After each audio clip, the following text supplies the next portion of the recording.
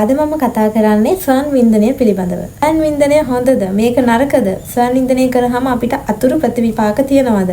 මේ සම්බන්ධව තියෙන විවිධ මත අපි මේ ඔක්කොම ගැන මේ වීඩියෝ එකෙන් කතා කරමු. හැබැයි ගොඩාක් දෙනෙක් මේ පිළිබඳව කතා කරන්න බියයි සහ මේ පිළිබඳව ඇත්තටම ගොඩාක් දෙනෙක් කතා කරන්නේ නැහැ. ඉතින් මම ආදරෙන් ඉල්ලනවා මේ වීඩියෝ එක වැදගත් කියලා හිතන අය පමණක් බලන්න, අනිත් අයට ස්කිප් කරලා යන්න පුළුවන්.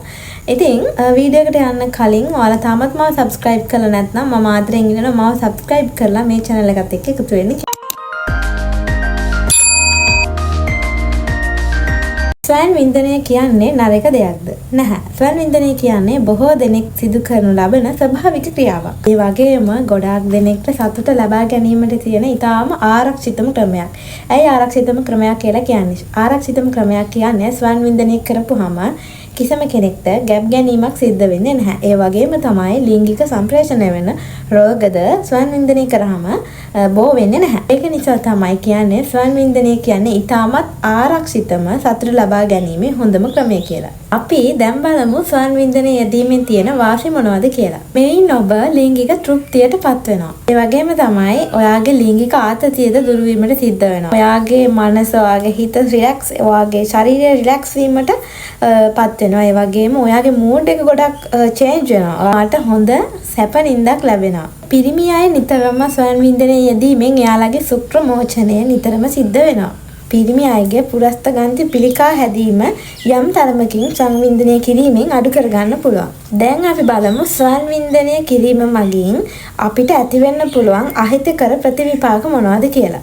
එක සමහර අයට ස්වයං වින්දනය කරපුවාම එයාලට හිතෙනවා එයාලගේ හිතට ඇති වෙනවා මේ තමන් කරේ වැරද්දක් කියලා. ඒ කියන්නේ වරදකාරී හැඟීමක් තමන් ගැනම ඇති වෙනවා.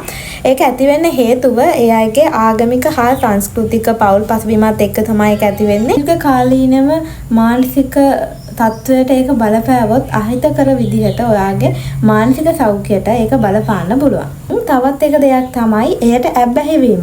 ඇත්තටම දන්නවනේ අපි ඕනෑම දෙයකට ඕනෑමට වඩා ඇබ්බැහි වුණොත් ඒකෙන් අතුරු ප්‍රතිවිපාක අපිට ගොඩක් ලබා ගන්න සිද්ධ වෙනවා. කොයි දෙයකට වුණත් අපි ඕනෑමට වඩා ඇබ්බැහි වුණොත් ඒකෙන් ඇති වෙන්න පුළුවන් බලපෑම වැඩි. ඉතින් අපි බලමු ස්වයං වින්දනයට ඇබ්බැහි වුණාද කියලා අපි කොහොමද හරියටම දැනගන්නේ කියලා. එදා ජීවිතේ තමන් කරන වැඩවලට, ඒ කියන්නේ අධ්‍යාපනයට මේක බාධාවක් වෙනවා නම්, තමන්ගේ රැකියාවට මේක බාධාවක් වෙනවා නම්, එදිනෙදා ජීවිතේ තමන් කරන වැඩ කටයුතු වලට මේ ස්වයං වින්දනය නිසා බාධාවක් ඇති වෙනවා නම් අපි කියනවා ඒ වෙලාවේදී ඒ පුද්ගලයා ස්වයං වින්දනයට ඇබ්බැහි වෙලා කියලා. මේ වගේ තත්වයක ඉන්නවා නම් සමහර පුද්ගලයන්ට මේක ප්‍රතිකාර ගන්න ඕන තත්වයක් දක්වා යන්න පුළුවන්. එහෙම තත්වයක ඔබ ඉන්නවා නම් ඔබට පුළුවන් මේ පිළිබඳව දැනුමක් ඇති විශේෂඥ වෛද්‍යවරයෙක් හම්බෙලා ඒ පිළිබඳව කතා බහ කරලා ඔයාලගේ මේක පිළිබඳව ඔයාලට තීරණයක් ගන්න පුළුවන්. මේ ස්වයං වින්දනය නිසාවත් සිදුවෙන්න පුළුවන් අහිතකර ප්‍රතිඵලයක් විදිහට ගන්න පුළුවන්.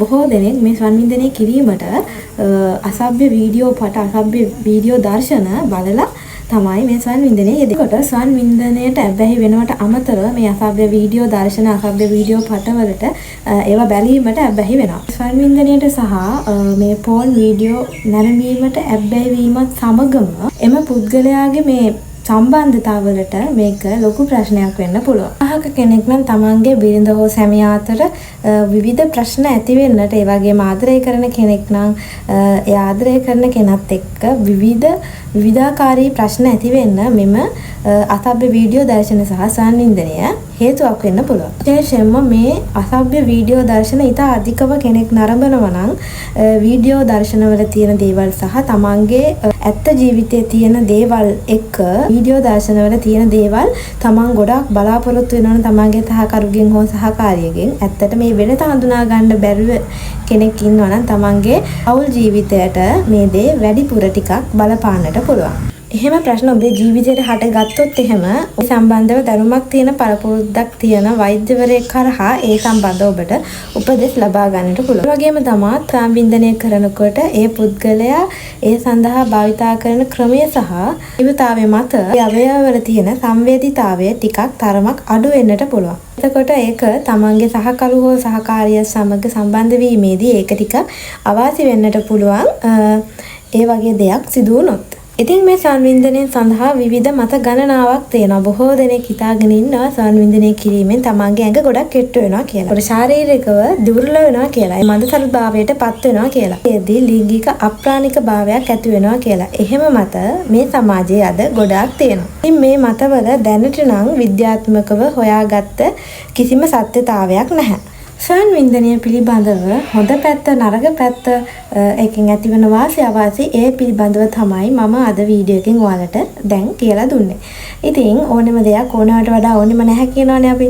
ඉතින් හැමදේම හරිම ගානකට කරනවා නම් කිසිම ප්‍රශ්නයක් සිද්ධ වෙන්නේ නැහැ. ඉතින් අද වීඩියෝ එකෙන් මම මේ දේවල් තමයි කතා කරගෙන ආවේ. ඉතින් ඔයාලට මේ වීඩියෝ එක වැදගත් වුණා නම් පහලින් කමෙන්ට් එකක් දාන්න අමතක කරන්න එපා. මම ආදරෙන් ඉල්ලනවා තාමත් අපිව subscribe කරලා නැත්නම් subscribe කරලා අපේ channel එකත් එක්ක එකතු වෙන්න කියලා. එහෙනම් ආය අලුත් වීඩියෝ එකකින් හම්බ වෙනකන් ගිහින් එන්නම්.